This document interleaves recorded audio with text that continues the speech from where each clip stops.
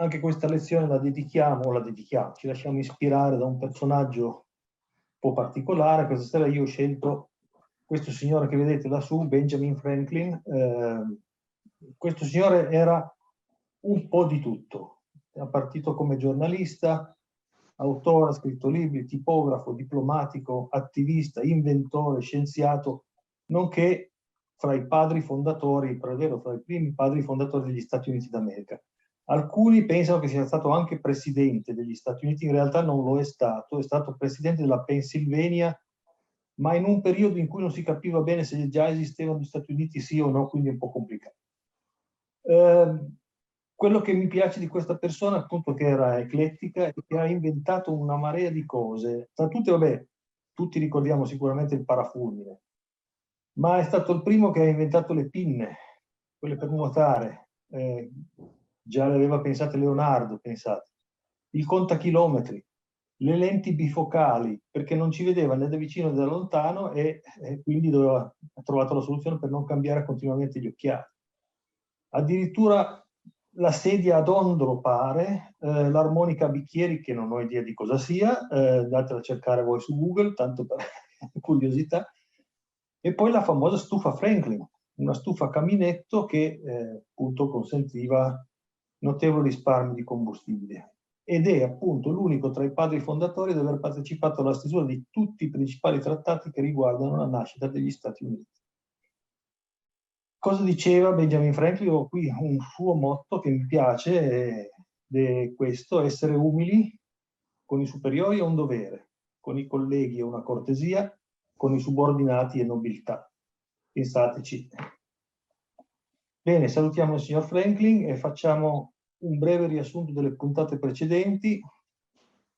Abbiamo parlato la volta scorsa dell'analisi dei sistemi, quindi abbiamo visto, partendo dalla ricetta del tiramisù, come si fa a fare un'analisi di un sistema.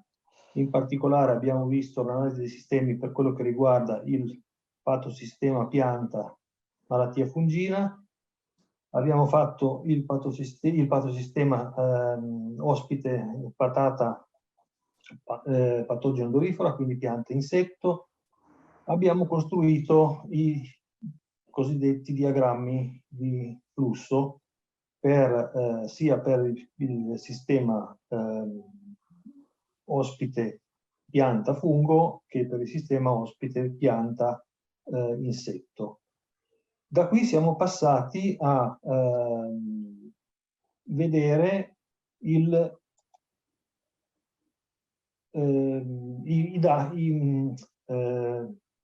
la misura dei parametri che dovrebbero entrare, o dei parametri variabili che devono entrare nel nostro modello. Bisogna sapere un pochettino come funziona, con quali quantità abbiamo a che fare. Quindi siamo partiti a vedere l'incidenza, la gravità della malattia con i suoi schemi di valutazione. Abbiamo parlato un po' dei parametri meteorologici, in particolar modo ricordate la bagnatura fogliare. Abbiamo parlato delle soglie di sviluppo per quanto che riguarda gli insetti, quindi il calcolo dei gradi giorno, e poi siamo arrivati a parlare dell'errore, appunto come dicevo prima, ogni parametro che io introduco in un modello purtroppo faccio un errore, ogni volta che vado a fare un monitoraggio in campo purtroppo faccio un errore, quindi bisogna tenere presenti degli errori. Abbiamo visto che un metodo per calcolare l'errore è ad andare a produrre quella che chiamiamo un intervallo di confidenza che calcoliamo avendo prima calcolato la deviazione standard dei dati e poi appunto calcolando il famoso intervallo di confidenza che ci permette di capire se quanto è grande il mio errore. Insomma. Adesso in questa lezione io come si dice, nell'indice che avevo mandato avevo scritto che avrei cominciato a parlare dei modelli veri e propri. In realtà mi sono accorto che ci manca un pochettino ancora qualche strumento, perché io se mi metto a parlare di modelli adesso è come se vi dessi in mano una Ferrari ma non vi avessi spiegato come funziona il cambio, e quindi avete in mano la macchina ma non sapete come guidarla. Quindi abbiamo bisogno di ancora un po' di pazienza, di vedere un pochettino di statistica un po' noiosetta, ma vediamo di tirarla fuori un po' meno noiosa, vediamo di riuscirci. Quindi parliamo, dopo gli errori, di manipolazione dei dati. Perché manipolazione? Manipolazione, innanzitutto, a tutti viene in mente, ops, cosa facciamo? Produciamo dei dati falsi. Perché in effetti la definizione di manipolazione è, in italiano è un'accezione quasi sempre negativa. In realtà, se andiamo a prendere invece il linguaggio anglosassone, manipulation non è sempre in accezione negativa, ma è anche in accezione, diciamo, positiva. Cosa vuol dire manipolazione? Perché io i dati comunque li manipolo, nel senso che da un dato di temperatura, da un dato di umidità relativa, da un dato di pioggia, io ci tiro fuori un altro dato, quindi questo dato alla fine è comunque manipolato. E poi mi piaceva scrivere una manipolazione anziché utilizzo qualcos'altro, perché vedrete che faremo vere e proprie manipolazioni, ci metteremo le mani dentro questi dati. Quindi prendiamo la nostra metropolitana e ripartiamo un attimo dall'intervallo di confidenza, però, perché la manipolazione dei dati parte proprio da questo punto qua. Allora, rivediamo un attimo l'intervallo di confidenza. L'intervallo di confidenza, vi ricordate, viene calcolato appunto con la deviazione standard, e possiamo avere un livello di confidenza al 90, al 95 o al 99%. Cioè il nostro dato può rientrare in un ipotetico teoretico valore in cui rientrano il 90% dei dati, oppure in un intervallo in cui c'è il 95% dei dati, o in un intervallo molto più stretto in cui c'è il 99% dei dati. Che cos'è questo livello di confidenza? Questo livello di confidenza, appunto, ci serve per calcolare l'intervallo. Quindi vedete qui la formula, la media meno 1,96 per l'intervallo al 95, 1,645 se voglio l'intervallo al 90, 2,576 se voglio l'intervallo al 99%. Quindi meno da una parte, sì, 95, 99, meno da una parte e più dall'altra parte. Quindi creo quella famosa, quella che Bruno Vespa ama chiamare forchetta quando fa il porta a porta della sera delle elezioni, la famosa forchetta. L'intervallo di confidenza è la sua, chiamiamola così, distribuzione. Che cos'è la distribuzione? Cosa significa l'espressione intervallo di confidenza per la media al 95%? Vuol dire che confido, che ho fede, che qui in questo intervallo ci sarà il vero valore della media dei dati analizzati. Quindi se io sono in questo intervallo, ci sono dentro, sono buono. Cioè sono in un ambito in cui sicuramente c'è anche la media dei dati analizzati. Quindi vuol dire che il valore che ho monitorato, che ho prodotto, è giusto. Rientra in questo intervallo. Se noi rappresentiamo un insieme di tutti i risultati possibili di un evento, di un'equazione, di un calcolo, avremo una curva di questo tipo, dove appunto sull'asse delle x c'è tutti i tentativi che io faccio per risolvere l'equazione, sull'asse delle y la probabilità che questo risultato si verifichi. In mezzo, da qualche parte, in mezzo assolutamente ci sarà il valore corretto, ossia c'è un solo esperimento che mi dà un solo valore corretto che trovo qui in punta alla curva. Tutti gli altri risultati saranno distribuiti in queste due metà della curva che vediamo. Quando io ho un risultato che si avvicina all'apice della curva, allora ho un risultato molto probabile, cioè nel senso che mi avvicino molto a quello che è il valore corretto. Quando io ho un risultato che si allontana dall'apice della curva, quindi scende verso le cosiddette code, avrò un valore che è molto improbabile, quindi molto probabile e molto improbabile. Il famoso intervallo di confidenza al 95%, eccolo qua. Praticamente è quella parte della curva che si avvicina al valore vero dell'esperimento, dei dati che sto analizzando. In questo intervallo qui, tra queste, diciamo, tutta questa superficie qua, vale il 95% dei dati, cioè non vale, scusate, la probabilità che se io faccio un esperimento e se il mio esperimento cade qua in mezzo, ho una buona probabilità che il mio esperimento sia corretto perché è vicino all'apice della curva. In questo caso è lontano perché io l'ho messo qua sotto, ma in realtà è vicino perché la distanza che devo guardare è quella con questa linea rossa. Se invece il mio esperimento cade lontano dalla linea rossa e fuori dall'intervallo di confidenza, fuori da questa linea tratteggiata, allora il mio risultato è molto improbabile, quindi diventa un po',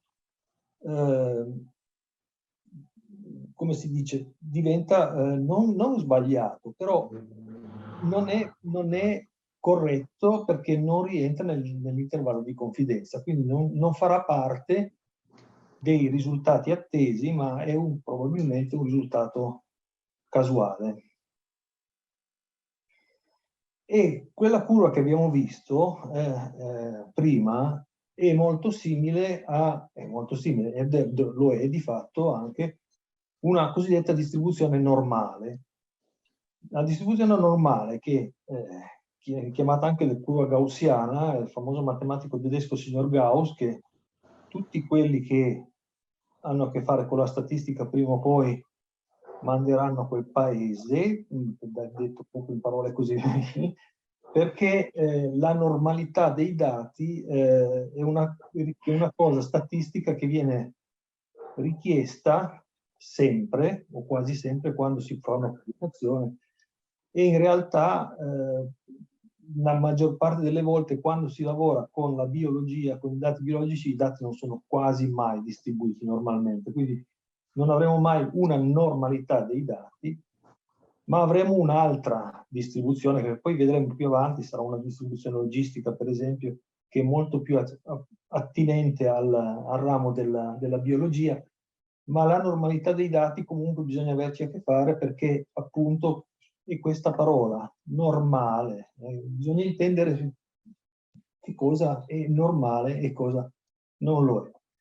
Praticamente cosa vuol dire? Vuol dire che se io ripetessi all'infinito un esperimento, quindi andassi a fare tentativi su tentativi su tentativi, io tutte le volte che ripeto un esperimento mi avvicino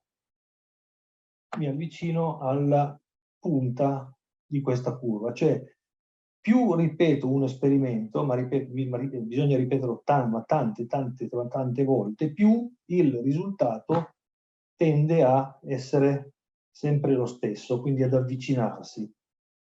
E io avrò alla fine una situazione di questo genere, in cui la maggior parte dei risultati saranno vicini all'apice della curva e avrò però anche dei risultati che saranno lontani dall'apice della curva, che vanno a diminuire, sono sempre meno e vanno a diminuire man mano che aumenta il numero di esperimenti.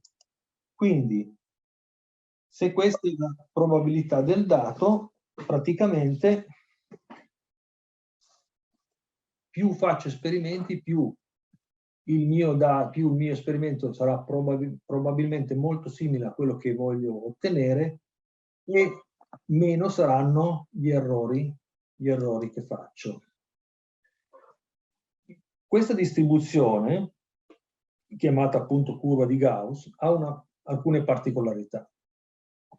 Una particolarità è che praticamente la media è uguale alla mediana, che è uguale alla moda. Moda lasciamola perdere, mediana la vediamo tra poco, e oltretutto è perfettamente simmetrica, ossia è divisa in due parti in cui entrano perfettamente da una parte e dall'altra il 50% dei risultati, dei dati.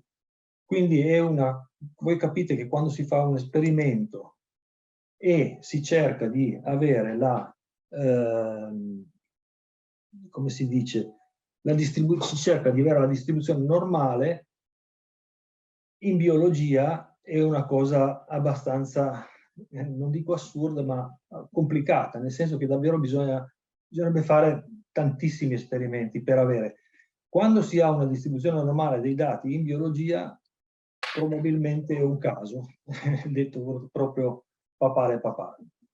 Comunque lo vedremo più avanti. Questo argomento è per me abbastanza noioso e allora vi propongo una cosa, facciamo un'uscita momentanea dalla metropolitana, andiamo a prendere un po' di aria fresca, ci guardiamo però un attimo un filmatino in televisione, vediamo sempre che ammesso che funzioni, ed è la partenza del Gran Premio del Bahrain di quest'anno, del 2022. Non so se siete appassionati di Formula 1, io lo sono un pochettino, mi piace soprattutto vedere le rosse là davanti, le gialle che rimangono dietro, vediamo un po' cosa succede. Mi sembra che sia Leclerc il primo laggiù davanti.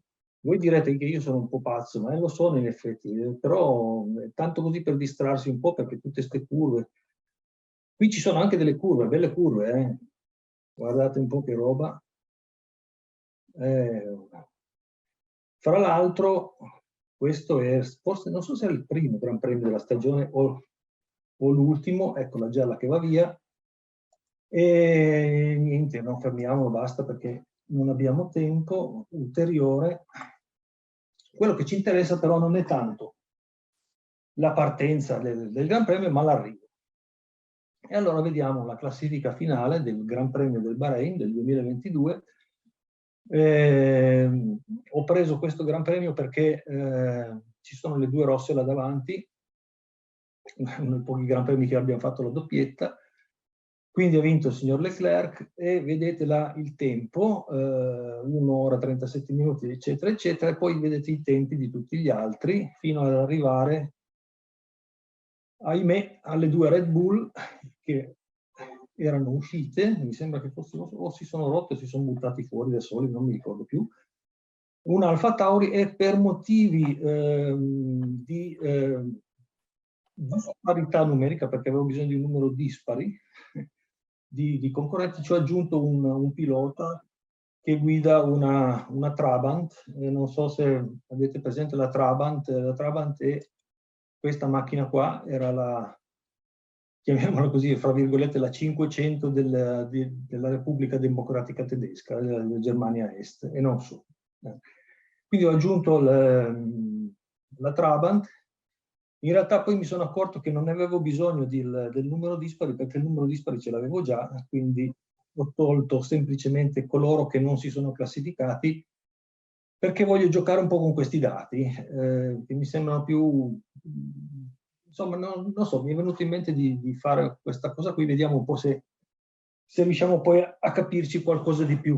Allora, vediamo un po'. Innanzitutto qua abbiamo una classifica e abbiamo dei dati, a parte le macchine, i piloti. Quello che ci interessa in questo momento è il tempo. Noi qui cosa possiamo già identificare da questa tabella? Possiamo identificare che esisterà un minimo di tempo, quindi un minimo zero. In questo caso cosa vuol dire? Che praticamente colui che è arrivato primo azzera, cioè il tempo più veloce, quindi a 0 minuti, e tutti gli altri arrivano di conseguenza con del ritardo rispetto al tempo del primo. Quindi il secondo arriverà con 5 secondi 59, quindi quasi 6 secondi, quasi 10 secondi, 11 secondi, eccetera, eccetera, fino all'ultimo che arriva con 1 minuto e passa di ritardo. Quindi, oltre al minimo, possiamo già identificare un massimo.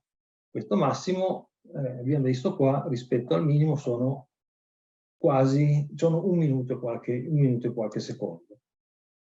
Ecco qua il valore della mediana che vedevamo prima nella curva. Che cos'è la mediana? La mediana non è nient'altro che il dato centrale di una serie di dati ordinati. Ecco perché mi serviva il dato dispari.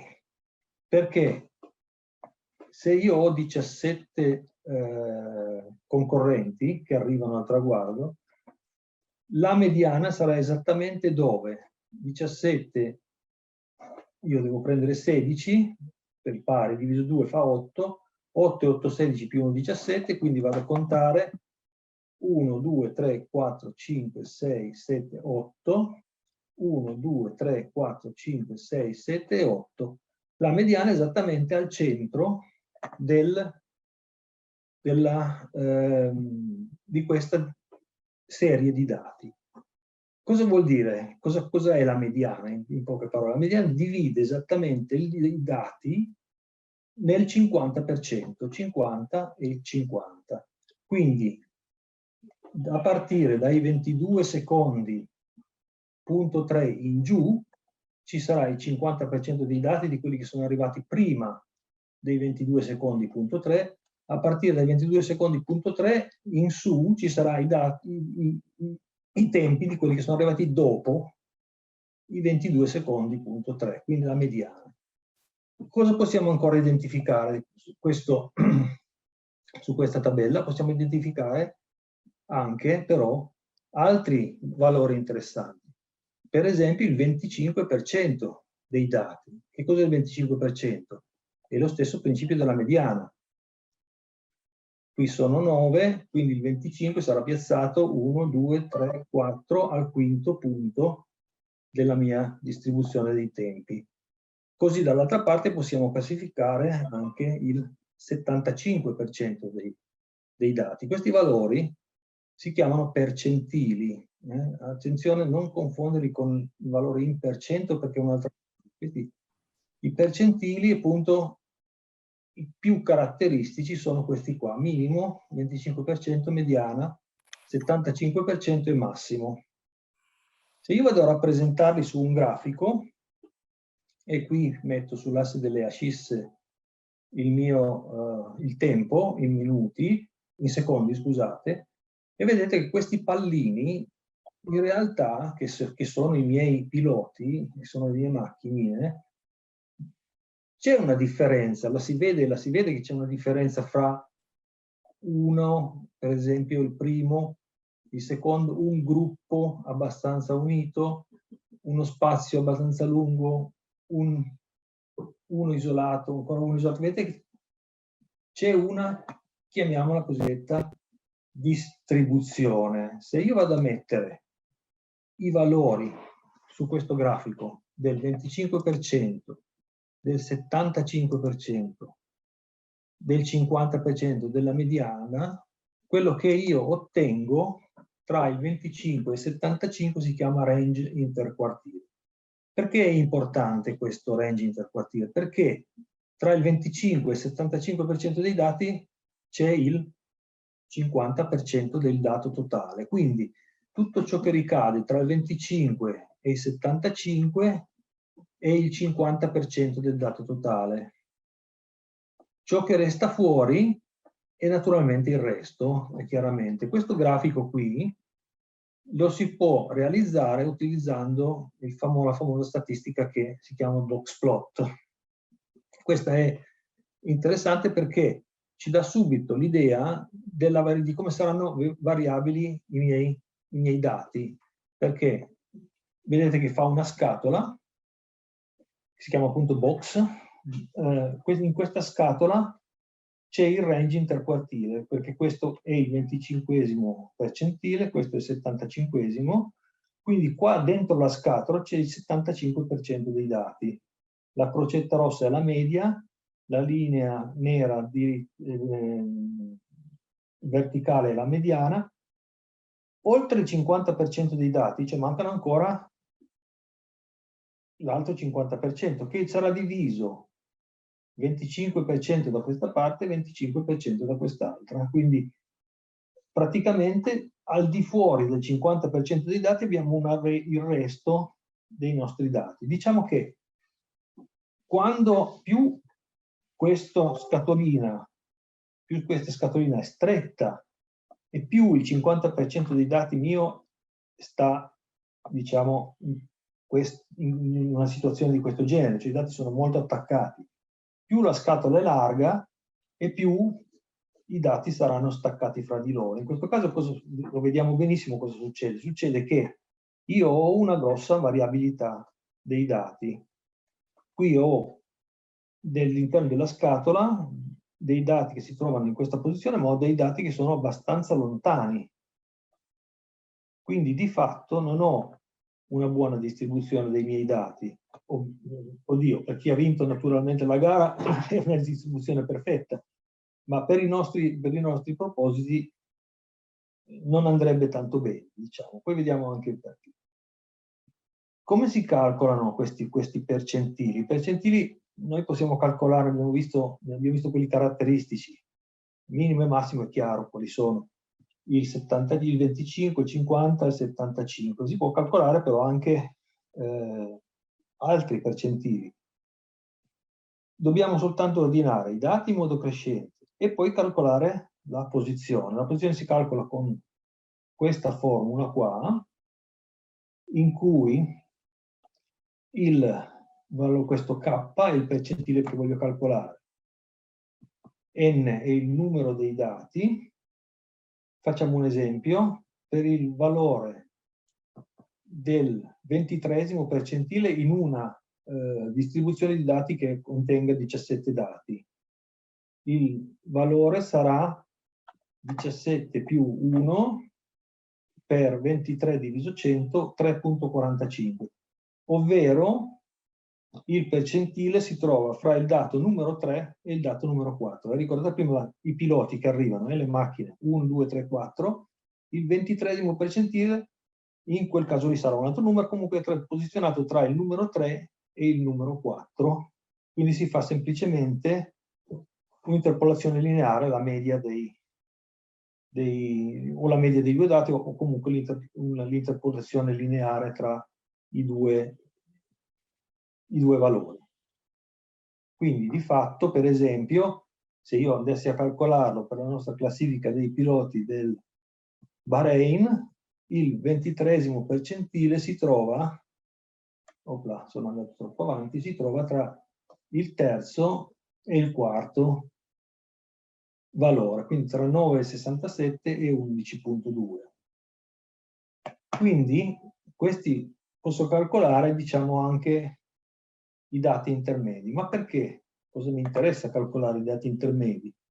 Mi interessa perché, appunto, calcolando quelli che si chiamano quantili, io posso già trovare delle relazioni interessanti. Ad esempio, se io calcolo i quantili dei miei piloti dell'arrivo del Gran Premio del Bahrain, ottengo questa linea spezzata, che comunque simile a una curva, in cui all'asse X ho il tempo e all'asse Y la frequenza relativa accumulata, cioè man mano che i piloti arrivano, oppure, meglio ancora, qual è il numero di piloti che in una determinata classe di frequenza, cioè cosa fa il quantile? Raggruppa i dati, l'abbiamo visto, mediana tra il 25 e il 75 c'è il 50%, eccetera, eccetera, eccetera. Quindi qua sotto ci sarà il quinto percentile, che è un valore molto basso, e andando avanti sopra avremo il 10° percentile e di conseguenza dall'altra parte in fondo il 90° percentile e il 95° percentile. In realtà diciamo che a noi in questo caso, naturalmente nel caso della Formula 1 è ovvio che i dati migliori sono da questa parte qua, perché vuol dire che ho impiegato meno tempo e che ho vinto la gara, e i dati peggiori sono da questa parte qua, perché in questo caso sono gli ultimi che sono arrivati. Con questa distribuzione dei quantili io posso appunto, cosa posso fare? Posso a questo punto davvero un pochettino, l'ho fatto, lo confesso, manipolare i dati. Nel senso che, cosa ho fatto? Io volevo dimostrarvi che l'arrivo di questo Gran Premio ha una distribuzione normale, in realtà non è proprio così, però diciamo che con questo trucchetto, ovvero facendo i quantili e poi andando a classificare le frequenze, io ho semplicemente fatto delle classi, nel senso che al primo ho assegnato la classe 1, al secondo è arrivato la classe 2, al terzo è arrivato la classe 3, poi ai due che sono arrivati con più di 10 secondi, ma meno di 15 secondi, classe 4, a chi è arrivato con 16 secondi di ritardo, da 16 a 20 secondi di ritardo, una classe 5, eccetera, eccetera, eccetera. In questo modo cosa succede? Quando io vado a calcolare con un programma statistico qualsiasi la distribuzione di questi dati, mi dirà che, opla, è una perfetta distribuzione normale, lo vedete anche voi, e qui capite cosa significa distribuzione normale. Significa che praticamente in questo caso qui le classi che arrivano primi e le classi che arrivano ultimi sono sempre pochi. I molti si concentrano in mezzo. È la teoria dell'esperimento che vedevamo prima. Più esperimenti faccio, se io prendessi la classifica di tutti i Gran Premi della stagione e poi facessi questo lavoro qui, è molto molto probabile che senza fare la ripartizione in classe io davvero ho una distribuzione normale, perché più esperimenti faccio e più mi avvicino a quella che è la distribuzione normale. Abbiamo fatto questo piccolissimo excursus nella Formula 1, adesso vediamo un po', ma a cosa ci serve questa cosa qua? È utile? Io direi proprio di sì, anche perché adesso parliamo del Gran Premio delle Cinici del 2022, non più del Bahrain, siamo in Italia, siamo in Veneto, e ho analizzato i dati che Sandro Bolognesi mi ha girato del monitoraggio della cimice asiatica. Sono alcuni dati, non sono tutti, 4 aziende, 5 habitat, 160 dati puntuali in totale. E quindi praticamente cosa facciamo? Lasciamo un attimo di nuovo il nostro Gran Premio e partiamo per un altro Gran Premio. Schieriamo le nostre macchinine, che in questo caso sono le nostre cimicine, e direi di partire per un Gran Premio biologico, non più un Gran Premio che riguarda le macchine, e torniamo nella nostra metropolitana alla manipolazione dei dati, rientro in metropolitana. Quindi abbiamo visto percentili e quantili.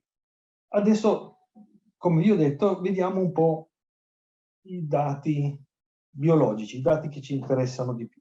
Allora, innanzitutto questo è un esempio, una piccolissima parte di una tabella. Vedete, ci sono dei dati, il giorno giuliano, semplicemente il giorno dell'anno in cui viene effettuato il monitoraggio, la zona divisa in siepe, vigneto, frutteto, poi c'è anche soia da qualche parte, e in queste due colonne ci sono le catture degli adulti e delle neanidi e delle ninfe.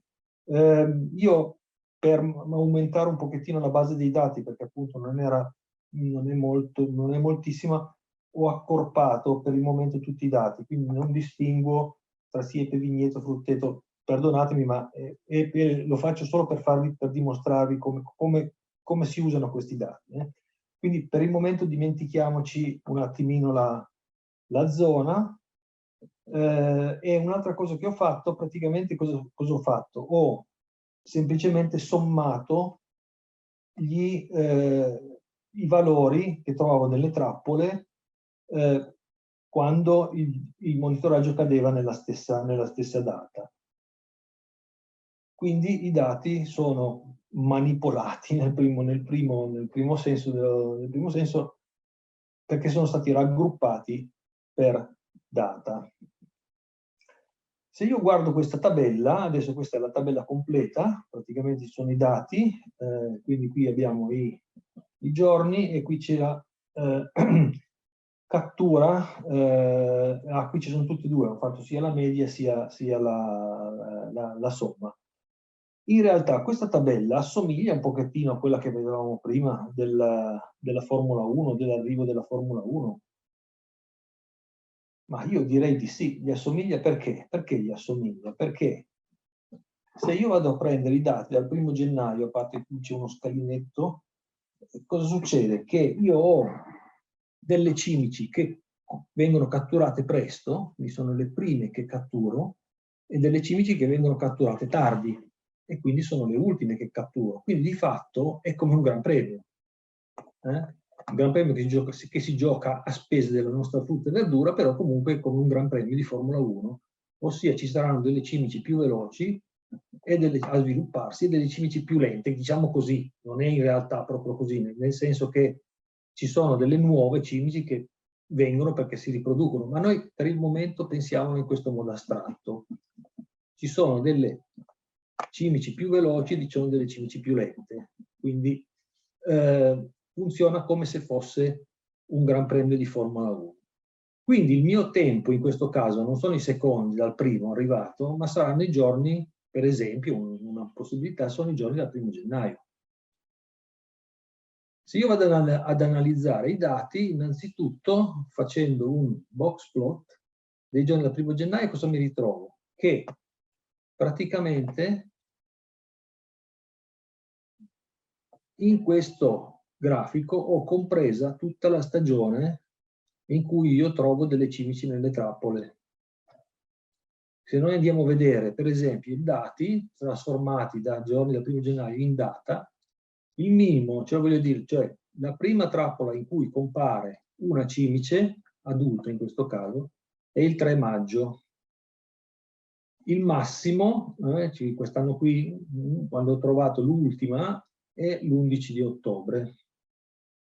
Il primo quartile è il 3 giugno, la mediana è il 6 luglio, il terzo quartile è il 7 agosto. Quindi, in questa scatoletta qua, il 50% delle cimici, della mia popolazione di cimici, il picco ce l'ho dal 3 giugno al 7 di agosto. Attenzione, ripeto, sono dati parziali, sono dati accorpati, quindi prendeteli un po' con le pinze. Ripeto, è solo per dimostrarvi l'applicazione biologica di un concetto statistico, alla biologia. Quindi praticamente cosa vediamo? Che vediamo che, come dicevo prima, il 3 maggio la prima cimice, l'11 ottobre l'ultima cimice. Ma in realtà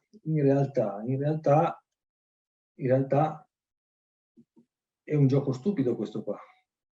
Perché è un gioco stupido? Che vantaggio ne ho io a lavorare col calendario?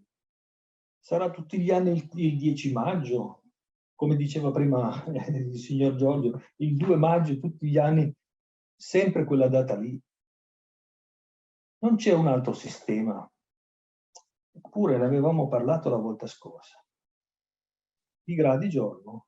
Quindi trasformiamo non più il tempo in giorni dal 1° gennaio, ma usiamo il tempo fisiologico. Quindi andiamo a calcolare esattamente in questo caso, adesso mi sembra che, se non ricordo male, ho messo dal 1° marzo o dal 1° di aprile, la somma dei gradi giorno, cioè della temperatura utile per lo sviluppo dell'insetto, che sono indicati in questa colonna qua.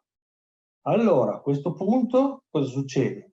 Succede che qui davvero posso andare a calcolare dei percentili che poi possono servirmi. Perché mi possono servire? Perché io in questo caso, nell'asse delle X, ho dei gradi giorno, non ho più dei giorni dell'anno, ma ho dei gradi giorno, una somma di gradi giorno.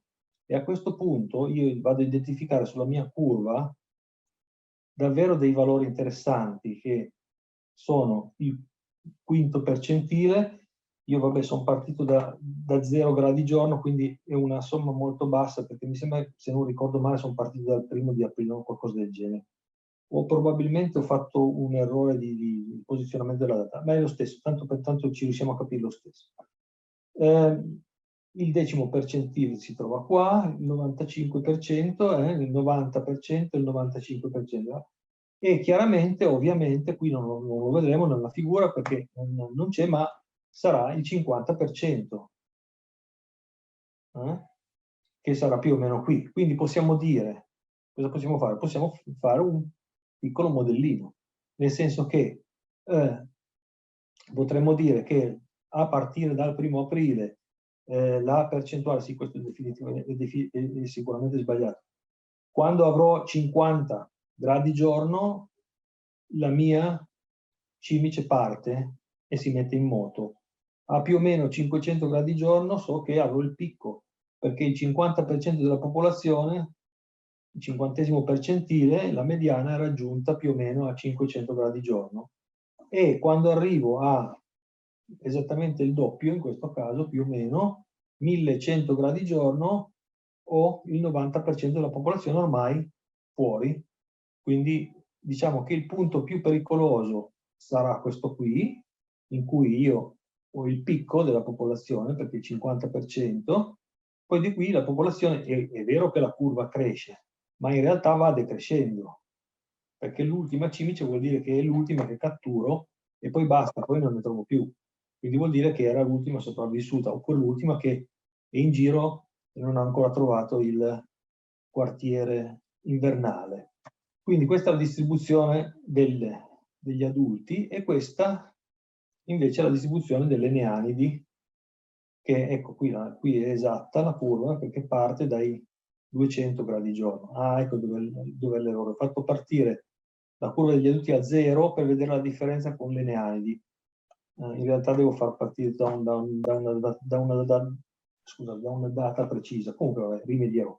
Qui vediamo che appunto 200 gradi giorno avrò tra lo 0 e il quinto percentile,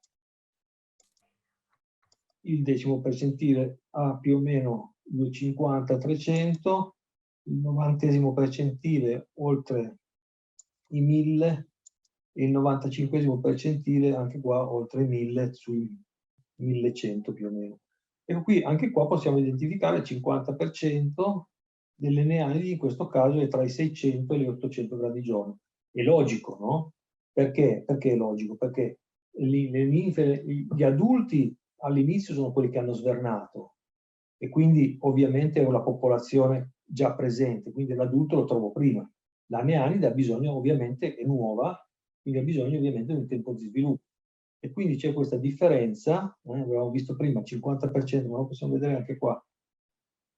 Il 50% degli adulti lo troviamo più o meno a 500 gradi giorno, e il 50% delle neanidi lo troviamo esattamente, quasi esattamente, a 700 gradi giorno. Quindi vedete che, insomma, con una base di dati un po' contrabballante, comunque diciamo che una prima analisi di questi dati è abbastanza promettente, nel senso che riusciamo a fare già delle belle cose. Poi è ovvio che questi dati li utilizzeremo anche in modo diverso, cioè per fare delle cose anche un po' più complicate, anche se, come ripeto, un modellino di questo tipo che ti dica semplicemente guarda che hai raggiunto una determinata soglia, per cui da questo momento in poi aspettati che le bestiacce si sveglino, non è per niente inutile, anzi, tutt'altro. E sapere poi come si evolve andando avanti con la temperatura, anche questo non è male. Quindi praticamente siamo partiti dalla Formula 1 e siamo arrivati a un pochettino vedere un esempio di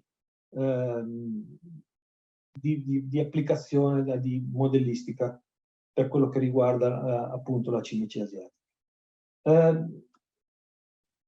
Dobbiamo però purtroppo parlare ancora un po' di correlazioni di dati, perché questo è importante. Bisogna che lo dico anche sempre quando faccio le lezioni ai miei studenti qua, ai miei dottorandi, bisogna purtroppo imparare un minimo, ma proprio un minimo, magari qualcuno lo sa già, però ci sono anche un po' di trucchetti che magari io butto lì qua e là. Bisogna comunque avere un pochettino a che fare con la statistica. In realtà poi vedrete che non è poi moltissimo, perché non è che usiamo chissà quali procedimenti astrusi, anzi, vi dirò di più, io tendo a semplificare il più possibile, quindi a usare meno formule possibili per interpretare i dati. Vedete che ci si riesce. Allora, quindi entriamo in un capitolo che si chiama correlazioni. Cosa vuol dire una correlazione? Una correlazione, che cos'è? Una correlazione è, ecco, qualcuno ha dimenticato sul sedile della metropolitana la settimana in linguistica e guarda, c'è quel famoso giochino unisci i puntini. Ecco cos'è una correlazione. Cosa tentiamo di fare? Tentiamo di unire i puntini, ma non tanto unire i puntini, di farci passare qualcosa in mezzo. Qualcosa che li raggruppi, perché io non so cosa salta fuori nei puntini qua perché non l'ho fatto, magari lo farete voi quando avrete poi a disposizione le diapositive e vediamo cosa salta fuori, sono curioso, lo farò anche io. Comunque vi parlavo appunto, unisci i puntini, perché io quando mi chiedono che lavoro faccio io qua, io dico sempre unisco i punti con delle linee, nel senso che vado a cercare le correlazioni tra i dati. Quali sono le correlazioni? Le correlazioni le vediamo qui riassunte molto brutalmente, molto semplicemente. Abbiamo una correlazione perfetta positiva, quando i dati sono tutti belli allineati con tanti soldatini, una perfetta correlazione, una molto positiva correlazione quando i dati si allontanano un po', ma sono ancora abbastanza vicini, si può ancora riconoscere benissimo la direzione, una bassa correlazione positiva quando i dati sono un po' più lontani, però comunque una direzione si intuisce ancora, nessuna correlazione quando i dati sono proprio uno sparso in ordine sparso, quindi non si capisce bene con quale, con cosa si possa collegare, e ovviamente dall'altra parte bassa negativa correlazione, alta negativa correlazione, perfetta correlazione negativa. Quindi queste sono le correlazioni che ci interessano in questo momento. Attenzione. Perché ci interessa una correlazione? Perché quando noi andiamo a cercare dei dati in giro, quando li produciamo, quando dobbiamo in qualche modo unire, modellarli, dobbiamo fare dei collegamenti tra questi dati. Quando io vado a trovare, per esempio, una figura di questo tipo, in cui c'è la germinazione delle ureospore di ruggine bruna sul frumento e la temperatura, in questo caso sono le diverse curve, e le ore di bagnatura, io quando vedo un grafico di questo genere dico, caspiterina, con questo grafico ci può fare un piccolo modello, nel senso che posso davvero produrre un tasso di germinazione delle spore dipendente dalla temperatura e dalla bagnatura fogliare. In realtà qui la correlazione c'è, si vede benissimo. Qui non so se sarà lineare, quindi lascio poi, lo vedremo anche più dopo questo grafico, quindi poi più interessante vedere bene la dimensione dell'asse delle y. Comunque questa sembrerebbe lineare, questa è una curva che diventa poi lineare, questa è un'altra curva che va su così e poi diventa lineare.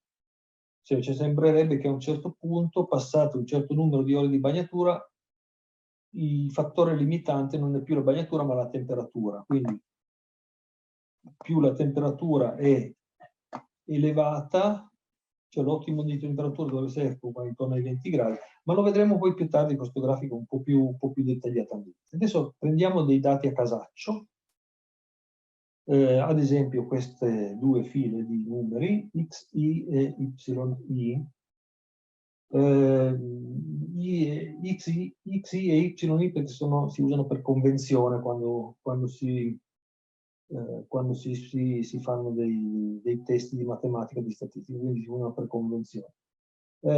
Se io vado a rappresentare questi dati in un grafico, quindi metto in un grafico appunto a due dimensioni x e y, ritrovo una situazione di questo tipo. Quindi ci sono dei puntini che sono allineati e mi sembra che da loro ci sia una correlazione. In realtà vorrei capire se c'è davvero una correlazione.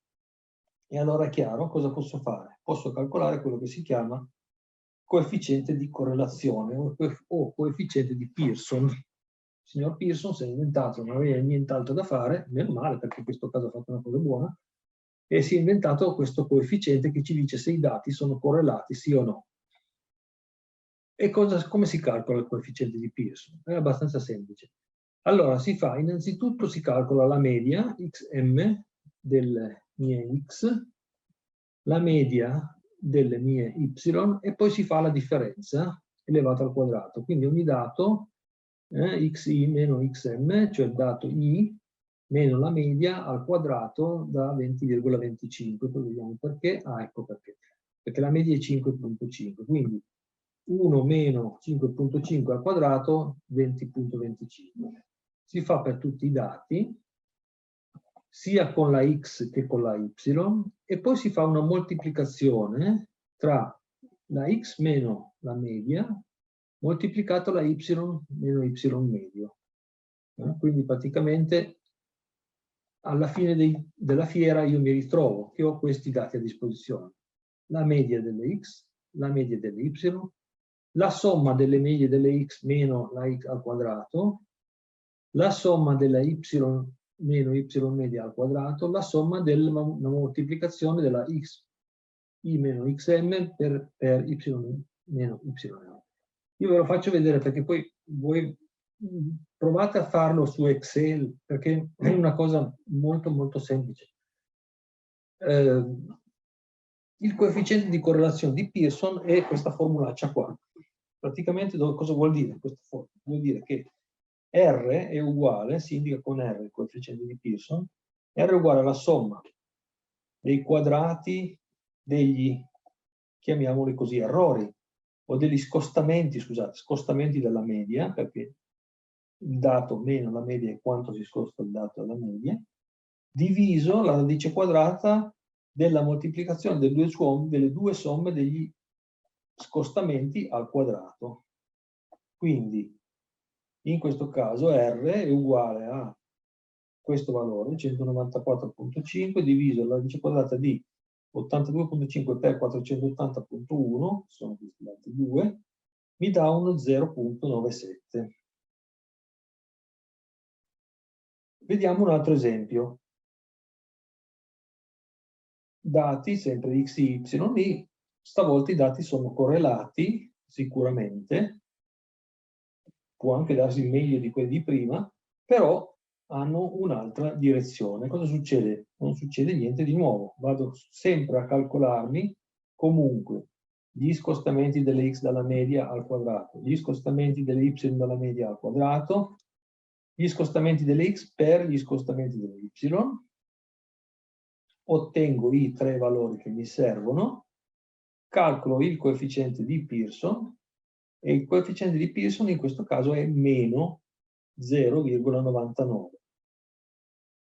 Facciamo ancora un caso, sempre mie xi e mie yi, opla là. I dati sono un pochettino sparsi, sembrano un pochettino i colpi a vuoto della battaglia navale. Vediamo un po'. Si può calcolare comunque il coefficiente di Pearson, perché no? Calcoliamolo lo stesso, quindi sempre la nostra tabellina, le nostre 3 colonne, e qui abbiamo i nostri 3 valori. Calcolo il coefficiente di Pearson, e il coefficiente di Pearson sarà 0,16. Allora abbiamo calcolato 3 coefficienti di correlazione. Rivediamo un attimo per questi tre grafici. Nel primo caso abbiamo un R circa uguale a 1, la correlazione è positiva. Nel secondo caso abbiamo un R circa uguale a meno 1, la correlazione è negativa. Nel terzo caso abbiamo R vicino allo 0, in questo caso non c'è nessuna correlazione lineare. Quindi abbiamo visto che praticamente il coefficiente di Pearson quindi varierà da 1 a meno 1, cioè scusate, da meno 1 a 1. Più è vicino a meno 1 e più la correlazione è forte e negativa. Più è vicino a 1 e più la correlazione forte è positiva. In mezzo non c'è correlazione. Ma è possibile tirare fuori da questi valori qui una formula, un qualcosa che ci aiuti, che ci calcoli questa correlazione dei dati senza dover tutte le volte andare poi a cercare di interpretare il dato puntuale? Ossia, posso tirare davvero una linea non che unisce i puntini, ma una linea tra i puntini che avvicini il più possibile tutti i puntini su una linea immaginaria, questa linea tratteggiata? Sì, c'è un metodo, si chiama regressione lineare semplice. Attenzione, perché con la regressione lineare semplice voi potete fare il 90% dei modelli, quindi non servono, sì, servono anche altre cose, questo è vero, però io molto ambiziosamente vorrei poi dimostrarvi alla fine di queste nostre chiacchierate che con una matita, un foglio di carta, una calcolatrice, perché purtroppo fare certi conti a mente non è molto facile, possiamo fare 4 dati, possiamo tirare fuori già delle belle cose. Quindi regressione lineare semplice, e sottolineo ancora una volta semplice. Che cos'è la regressione lineare semplice? Allora, il tutto si basa sulla teoria dei residui. Cos'è un residuo? Un residuo, oppure chiamiamolo scostamento anche qua. Lo scostamento del puntino dalla linea che teoricamente dovrebbe rappresentare la media di tutti i puntini. Quindi cosa succede? Quando voglio calcolare la regressione lineare semplice, innanzitutto devo calcolare i residui. Quindi vado a prendere la mia y, che sono i miei puntini, e devo sottrarre questi puntini, devo sottrargli la media. Se ovviamente y1, cioè, scusate, sto facendo un attimo di confusione. Torniamo indietro perché chiedo scusa, ma non è così. Y1 è il mio puntino. Y1 è in realtà quello che dovrebbe essere ciò che passa in mezzo. Quindi praticamente devo cercare il residuo, ossia la differenza tra il dato e il dato interpretato. Cosa succede? Chiaramente se il dato è uguale al dato interpretato, cioè se la linea passa dritta dentro il puntino, i due y sono uguali, quindi il residuo è uguale a 0. Altrimenti io ho un residuo che devo calcolare però, perché non lo conosco ancora in realtà.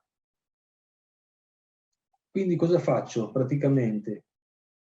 Utilizzo quello che si chiama il famoso metodo dei minimi quadrati, ovvero vado a calcolarmi la media dei residui, scusate, la differenza, c'è un po' di piccoli problemi, andiamo avanti.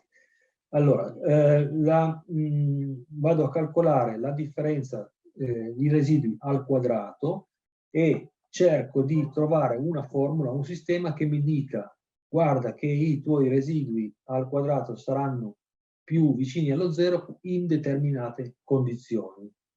Quindi vado a calcolare questa funzione, cioè vado a sostituire, eccolo qui la spiegazione, vado a sostituire questo y1 che non conosco con una formula. Questa formula è molto semplice perché è una formula lineare che ha due coefficienti. Vedete, y1 è uguale ad a più b moltiplicato x. Quindi vado a sostituire questo y1 con questa formuletta. Eccola qua. Quindi la sommatoria F2 dei residui al quadrato sarà uguale al mio dato vero meno il dato che io trovo con questa formuletta.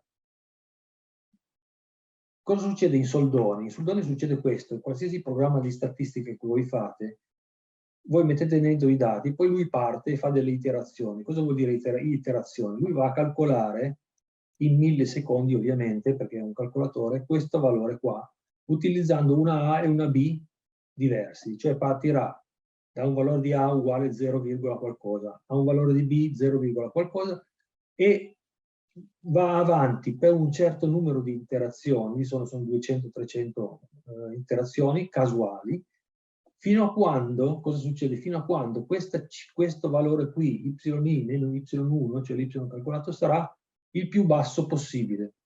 Quando avrà trovato il valore più basso possibile dirà, opla, finito. Finito cosa vuol dire? Finito che il tuo valore di B, in questo caso di questa formuletta definitivo, sarà uguale alla somma della scarto, in questo caso sì, è lo scarto della x meno lo scarto della y diviso la sommatoria degli scarti della x al quadrato. Questo è il mio B, questo che andrà nella formuletta qua. E il mio A invece sarà molto semplice perché basterà calcolare la media dell'y meno il B appena calcolato per la media delle x. In questo caso, con questo metodo, si trova praticamente i due coefficienti che daranno origine a quella che chiamiamo la retta di regressione. Quindi il coefficiente B si chiama anche pendenza perché ci dirà qual è appunto la pendenza della nostra retta di regressione, e il coefficiente A si chiama intercetta perché praticamente ci dirà dove va a intercettare la linea, va a intercettare la X. Vediamo un esempio. Prendiamo sempre la nostra tabellina di dati e non abbiamo bisogno di nient'altro se non i dati di prima.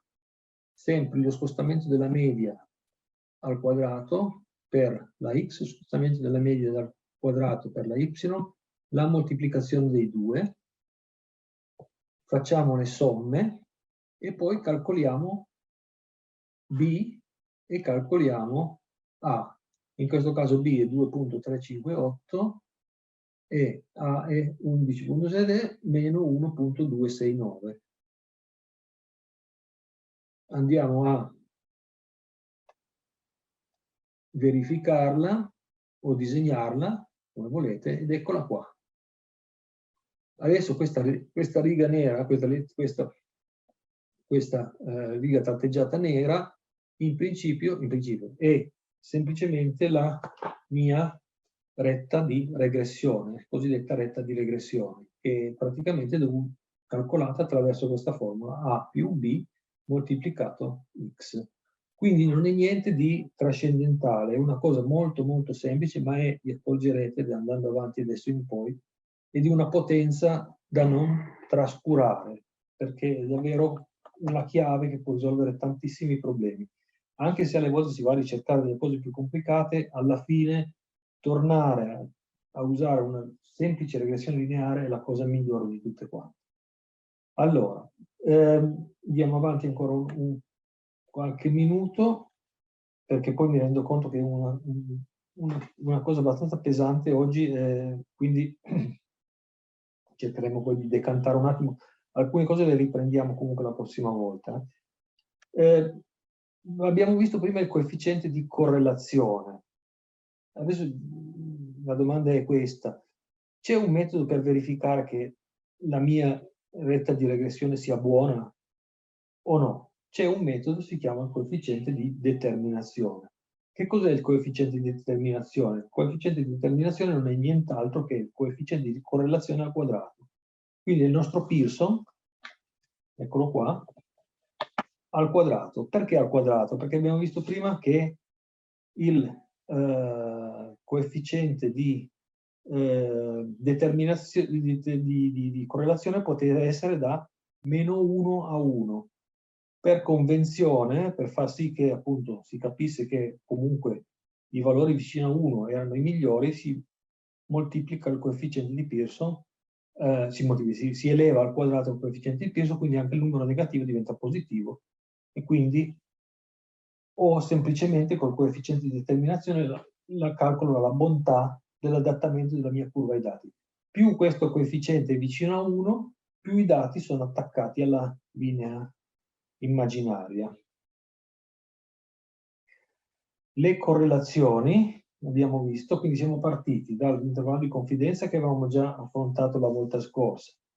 Abbiamo visto un pochettino alcune caratteristiche della distribuzione normale, i percentili e i quantili, e abbiamo fatto un piccolo esempietto anche con i dati biologici, e poi abbiamo cominciato a vedere le correlazioni. Quindi il coefficiente di Pearson, per capire se i dati sono correlati o non correlati, e la regressione lineare semplice. Io a questo punto vi ringrazio. Se avete domande, però, volentieri sono qua.